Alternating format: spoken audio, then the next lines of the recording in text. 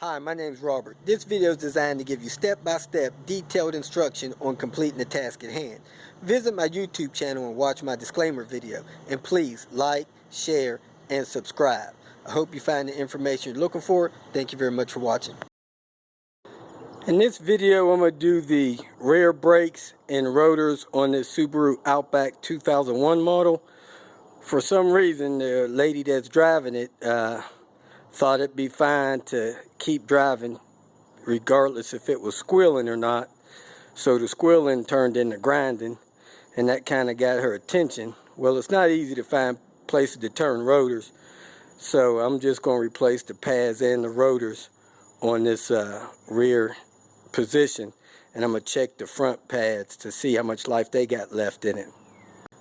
So if you're driving along and you hit your brakes and you hear a squealing, that's the car telling you that the pads are almost totally gone. You probably need to get the brakes replaced within 500 miles, maybe 1,000 at the most. If you ignore that, then pads will start eating into the rotors because there won't be no pad material left. And if you do that, you also risk damaging the caliper because the pad caliper piston can come out too far and destroy the caliper. So get your brake pads replaced when they wear out or before, so you don't double your expense with rotor job. When you hear your brake squealing, you want to come back here before you go buy any parts and check your rotors. See if your rotors are scorned, which these are, because after they heard the brake squealing they kept driving. It's hard to find a place to turn rotors these days. If they're not scorned, you could run your finger across them when they're cool and see if there's a big lip on the end. If there's a big lip that catches on the end, your rotors are worn down and need to be replaced. So we do need a set of rotors and pads here. Sometimes you could actually check the pads by getting a dental mirror and putting it in there and looking down in the dental mirror and trying to see how much wear is left on the pads. If your wheel has enough space, you can see that. And I could see the tip of the pad down there, and the metal part of the pad is up against the metal part of the rotor. So these definitely needs pads and rotors. These are all the tools and equipment I needed to do that brake job and replace the rotors on this Subaru Outback. I needed a jack stand, the tools to jack the car and take the wheel off. I used a mirror to inspect pads, brake parts cleaner, non-flammable if possible. Got a little breaker bar there. I got my torque wrench to torque my caliper bolts on and then my caliper brackets on. I got a 14 millimeter 3/8 ratchet set and extensions and a swivel there. I got a 1/2 inch ratchet and a breaker bar I use for that, 14 millimeter, and then I use some 1/4 inch 14 millimeter tools once I got them partly loose. Then I got some thread lock, some brake lubricant grease, and then I got a C-clamp. So if you got any questions about tools, go ahead and post an ask. First thing you want to do is break the lug nuts loose when the car is on the ground. I even heard of somebody taking the lug nuts a little bit loose and then moving the car forward and backwards and hitting the brakes to get the rotors loose from the wheel hub. But let's hope we don't have to do that. So I'm going to break the lug nuts loose, jack the car up, put a jack stand under it, take the wheel off, and remove the brake pads. Show you how to do that. After I remove the brake pads, I'll show you how to put the brake pads back in, and then I'll go ahead and remove the caliper and show you how to replace the rotor.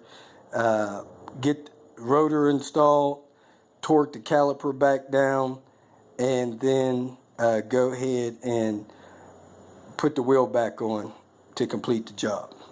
Before I jack the car up, I put a wheel stop in front of the front wheel, behind the back wheel, and you could put a brick or something in front of both wheels, front and back, to try to prevent the car from rolling. Make sure it's in park, because if you remove the rear drum, you're not going to be able to set the parking brakes. So grab your lug nut wrench and break all 5 lug nuts loose. Now I find the jacking point, and on this car it has a little arrow right here to show you where to put the jack at. And I'm going to go ahead and jack the car up and then put a jack stand under it, because you should never get under a car with the manufacturer supplied jack. Okay, I took the jack stand and slid it in that rear wheel support there. That should hold it fine. Now I'm going to lower the jack onto the jack stand and then finish removing the wheel. Okay, I got all the lugs removed, the wheel removed, and you can see the scarring on the rotor here. Even though that rotor is not wore down, it's scarred up pretty bad from the pads being worn out. So you can either get them turned, which is hard to find a place to turn them, or just go ahead and replace them. They're about 30 bucks a piece. Now the next thing I normally do when I'm doing the brake pads is I open up the brake fluid reservoir, because this brake piston is extended, and when I compress it, it may back fluid back up to the reservoir. And I also sometimes break the bleeder screw loose. And then what you got to do to get the pads off is to remove this top bolt here, the slide pin bolt, and that bolt right there. You take those 2 bolts out, and then you should be able to work the pads out. So let me go ahead and open up the reservoir, remove those 2 bolts, and see if the caliper comes apart. When you look in the engine compartment, the brake fluid reservoir is there, and as you can see, the fluid levels between the minimum and max mark is on the seam of the reservoir. So I'm going to go ahead and take that cap loose and then work on getting that caliper off. Now when you're taking these bolts off, they should be torqued when you put them back on. So it'd be a good idea, if you don't know the torque value, that you use a torque wrench to break them loose, and then you torque them back to that torque you seen when you were removing them. Okay, I got my 14mm socket over the bolt. I got my torque wrench on there. Now I'm going to push the torque wrench down and see what the break loose reading is when this bolt starts breaking loose. Look like it broke loose right about at 30. Okay, I got both the bolts loose, the one from the bottom and from the top. Now I'm going to try to pull this caliper half a little bit to me and work it off of the brake pads. Now when I get this loose, I want to be careful not to damage my brake line. So I'm going to set that up there, and now I can remove the brake pads by sliding them out of this clip here. Pull them out the outer one, pushing in the inner one to get them off, and then I could prepare to put the new brake pads on. Okay, I worked the pads off with a screwdriver, and that's one, and then I'll just knock the inner one off real quick. As you can see, the inner pad has the squeal sensor on it, and there's still a little pad material left on this one, but evidently it didn't pull those pads and wear them down evenly, because maybe the guide pins were not lubricated or something like that for the last brake change. So let me go ahead and get this rotor off. Okay, there's 2 bolts that hold this bracket on for the caliper. Let me go ahead and show you where they are. They're accessed from the inside of the wheel well area. Okay, from under the car, you follow the bracket in. You see 1 bolt there, and then the other bolt is there, and the frame of the car, I forget what you call it, but the part that holds the hub on, it has an access hole through it, so you can put a socket through there and get that bolt out. So it looks like it might be a 14mm. I'm going to check the torque on it as well. Okay, I got the top bolt out and the bottom bolt out. Wasn't no picnic. I had to use 14 millimeter, a swivel, a long extension, and then my long ratchet wrench to break that loose. Both of the bolts are there. They both have washers. You're supposed to replace these bolts anytime you pull those off. I'm going to put them back on with a little bit of Loctite. And then here is your caliper bracket. And now I'm going to try to get this hub off. Anytime you have a car with a four-wheel disc brake system, it has a parking brake system in the rear hub. That's why the hub is so big. So as long as this parking brake system is in good shape, this hub should come off pretty easy.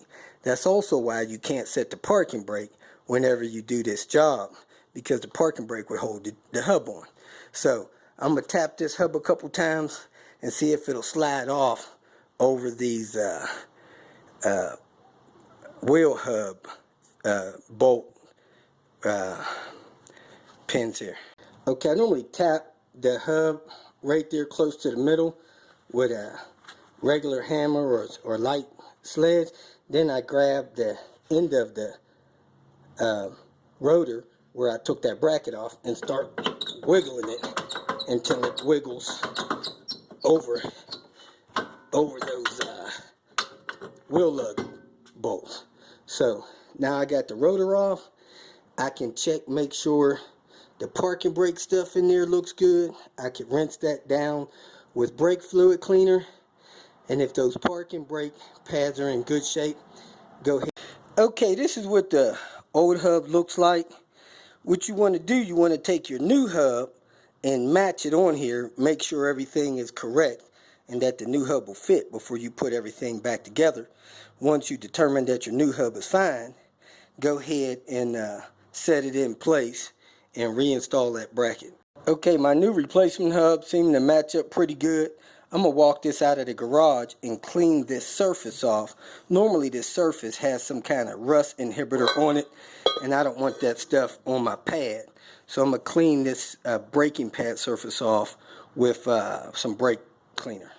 Okay, I cleaned that off. I made sure the hub was pushed all the way on.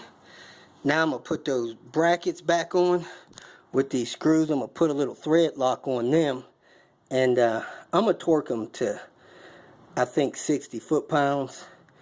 I feel like they broke off at about 80, but I'm hoping that'll be good enough. I couldn't find the torque value for the brackets bolts, so that's what I'm going to do, and be right back. Before you put this bracket back on, you should check these slide pins, make sure they're working good. And if you look at this, your slide pin should slide out and in pretty easily. So if for some reason one of them don't do that, like this one's not doing that, you need to probably get this apart and get this fixed, because it should be sliding in and out. And let me investigate that and get back with you in a second. Okay, this slide pin is jamming up. It shouldn't be. The other one's not. So I'm going to pull these slide pins out of here and lubricate them. And as you can see, you pull the boot off of them, and then you should be able to slide them out. Okay, I hand screwed the bolt in there. I took the boot loose from the pin. Now I'm going to go ahead and twist that pin out of there. The other one came out fine, so I'm going to lubricate it with the brake caliper grease and put it back in, and I'll do the same for this one once I get it out. Okay, I cleaned both of those pins off with brakes parts cleaner spray, and now I'm going to lubricate both of these pins with this brake lubricant grease and put this stuff back together.